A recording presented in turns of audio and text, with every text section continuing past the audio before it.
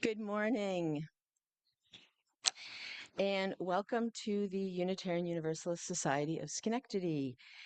My name is Melissa MacKinnon, and you can use any pronouns. I'm a member here at UUSS, and a number of years ago, for about 7 years, I served as Director of Religious Education here. I am delighted to be here assisting Geoff Lundy today with service honoring Lughnasa. And welcome to this circle where we celebrate Unitarian Universalism as a very living tradition that encourages us to grow and learn in relationship with ourselves, in relationship with each other, and in relationship with the living earth that sustains us.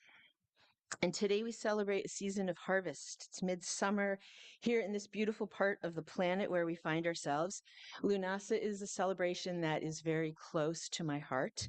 Um, and as I have spent time here following the rhythms and the cycles of seasons, working on urban farms in Schenectady, growing food and flowers, and I've had the privilege of speaking about it here in this sanctuary, I really found that acknowledging those cycles of nature, both in my day-to-day practices and more seasonal celebrations, you really feel and start to feel something that's greater than me, that holds me, that there's this very living earth around me that sustains me. And like my ancestors understood, that there really is sentience everywhere, all around.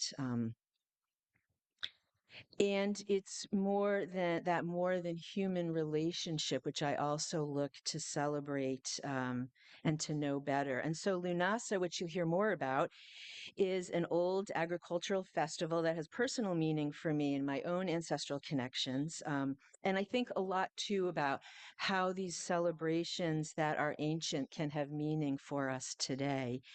Um, and so these festivals, they were not tied to our Gregorian calendar. We tend to associate this particular one with August 1st.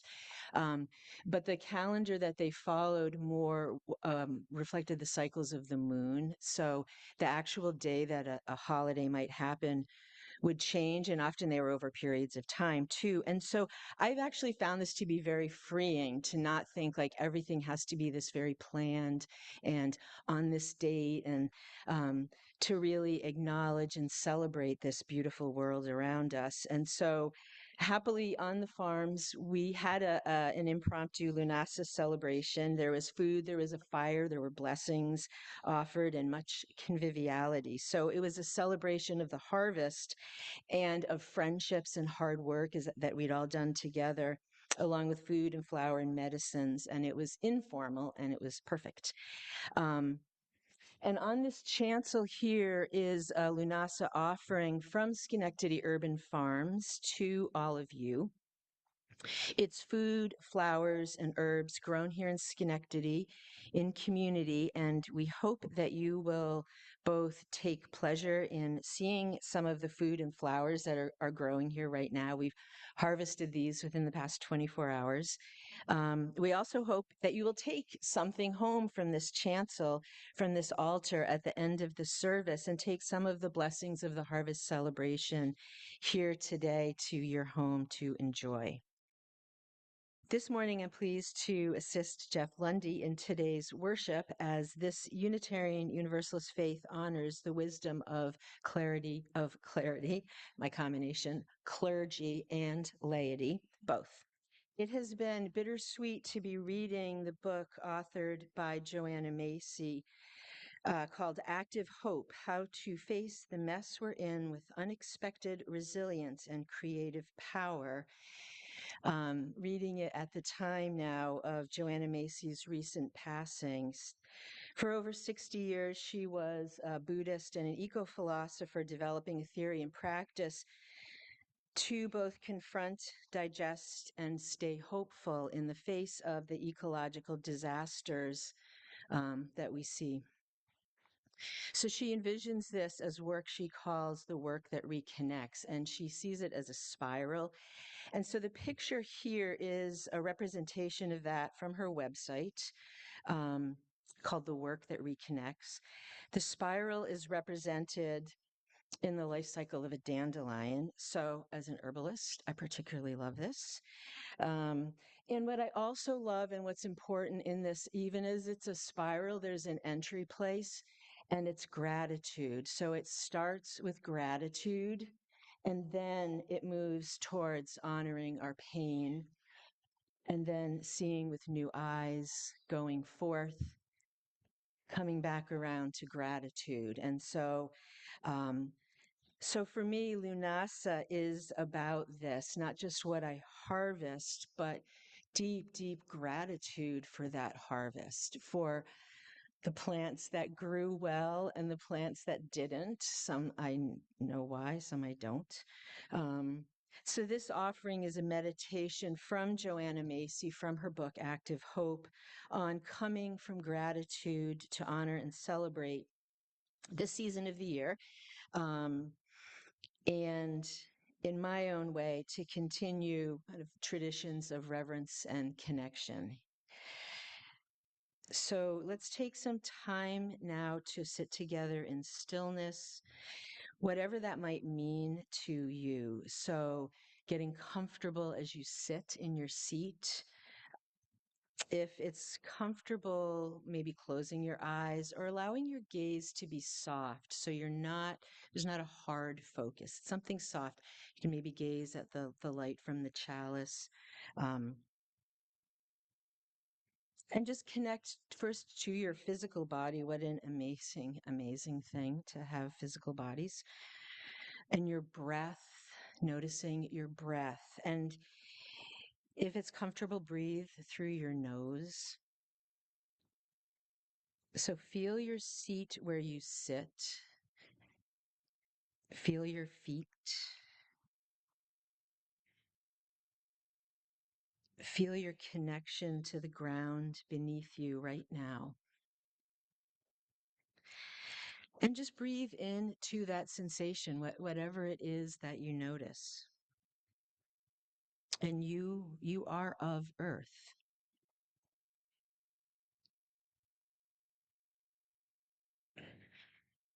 Noticing too, perhaps the space around you, kind of immediately, maybe how your clothes touch your body, maybe the air surrounding you. So the awareness of space around you and even further out. So you are of space and of stars. And just breathing into that awareness of your connection as both a being of earth, a being of stars. And if it's comfortable, bring your attention to a felt sense of gratitude. Can you both appreciate that you get to be alive right here and now, and then turn towards gratitude for what sustains your life right now? So the gratitude is an offering out for all that we have here. Maybe think perhaps over the past 24 hours or the past week, something recent, something you're glad that happened. Maybe a walk in nature, a swim, conversation, a plant you learn the name of, delicious meal of local veggies with family and friends. And just be aware of sensations around that story or that experience in your body. What were the sounds, the sensations, the tastes, the smells your body experienced?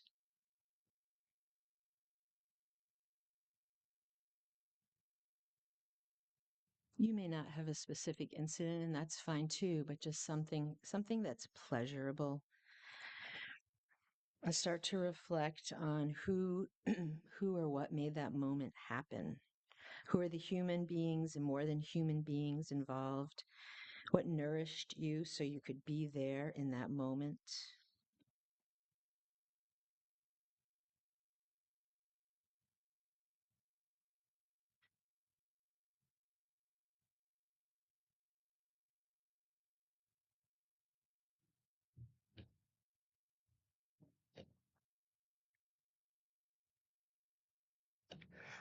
And I'd invite you now to spend some time feeling in your own way a sense of thanks, sense of gratitude for all that sustains you, allows for these pleasurable moments that gratitude encompasses. We'll have some time too for our own internal prayers, meditations. Good morning. My name is Geoff. Any pronoun will do. Lughnasa was, or is, an ancient Irish harvest festival celebrating the first of the grain reapings, still celebrated in Ireland and by various earth-based religions today. Lughnasa means the assembly by, of, or for Lu, a semi-divine hero of Irish mythology, often referred to as Lughnasadh, Lu of the strong hand, for he possessed not only all the warrior virtues, but the kingly and courtly ones as well, a sort of master of all trades. According to the tales, his foster mother, Tailtea, cleared and prepared the lands of Ireland for the first great agricultural adventure. It was such an arduous task that she died from her exertions. So after the first harvest, Lu assembled the Irish people to hold funerary games in Tailtea's honor, known as the Anak Tailchin. There were sporting competitions, poetry and bardic contests, horse races, gambling, feasting, vendors. It was an enormous festival, celebrating life in honor of Tailtea's sacrifice. It was a really big deal because the harvest was a really big deal. If you had a good harvest, everyone could comfortably prepare for the coming winter. If you had a poor harvest, you confronted fear, hunger, deprivations, starvation, possibly war and death. You might have to steal your neighboring village's grain or defend your own from them. Now, I might get a bit miffed if the supermarket doesn't have the artisan bread that I want. And most of us recall staring disbelievingly at empty store shelves a few years ago. But that was a shipping and distribution glitch. We didn't have to live off our pantries for a whole year hoping for a better harvest. So a great many agrarian cultures around the world celebrate their harvest. Here are just a few examples. There is Lammas, Loaf Mass in England, Shavuot in Israel, Mid-August Festival in China, Ericha by the Oromo in Ethiopia, Tsukimi in Japan, and Sankranti in India. Many of these took on religious aspects, honoring the powers that be or might be, to gain favor for a good harvest, because a bad harvest was terrifying. Now we, in our culture of instant gratification and surplus, tend to ignore the agricultural cycle. We run to the store and get our produce almost mindlessly whenever we want. But we are still vulnerable to the vagaries of nature, even if we choose to ignore that. Remember the dramatic rise in egg prices due to bird flu just last year? Now I have a few chickens and small garden beds. We get eggs, vegetables, and fruits from our property. To be clear, if I sold every egg the Lundy chicks have laid over the years at $14 a dozen, I'd still lose money. These are not cheap eggs. If I had to live off my gardening skills, I'd have starved to death long ago. Or become a very good thief, raiding my fellow villagers' gardens. So it's a hobby that keeps me intimately aware of the unpredictable weather and the slow turning of the seasons. There is a cycle of winter dormancy, spring's rush to seed and sprout, Summer's maturation leading to the final fruiting and the late harvest in the fall, before winter closes in and the cycle repeats. It can be frustrating at times, for there are chores that need done, whatever the weather, and they don't do themselves. Right now, we are getting our first tomatoes. The green beans need to be picked. Onions are all nearly ready, and then the potatoes will soon follow. Everything needs weeded. Some beds need repaired. Everything will need to be prepped for winter. And of course, the chickens need to be tended to 3 times plus a day, every day, rain, shine, hot, or cold. But I enjoy the responsibilities, even if I grumble. I commiserate with my fellow gardeners. We compare and learn from each other, relishing our successes and laughing off the failures, for I can run to the store for whatever fails. I enjoy the rhythm of this cycle. In fact, I borrowed, from whom I do not recall, an adaptation of this cycle to my spiritual practice. In the winter, I examine what practices I tried or failed to try over the previous months. Over the contemplative cold months, I plan, loosely, with lots of wiggle room, what I should retry, or new things to try, or what I should let go of. This year, I undertook a month-long experiment with a cycle of prayers from a large established tradition with deep roots. It actually lasted just over 5 weeks. I was counting down the days that final week till I was done. It did not give me whatever I expected. I learned a lot, but I am withholding real judgment until I can compare it with all the other experiments of the spring, summer, and fall. I harvest my practices, then examine the results and plan a new season. There is another cycle that is related to the agricultural year. Spring as birth, summer as growth, fall as maturation, and winter as death, with the gestation of a new generation occurring concurrently. It is not morbid to acknowledge one's mortality.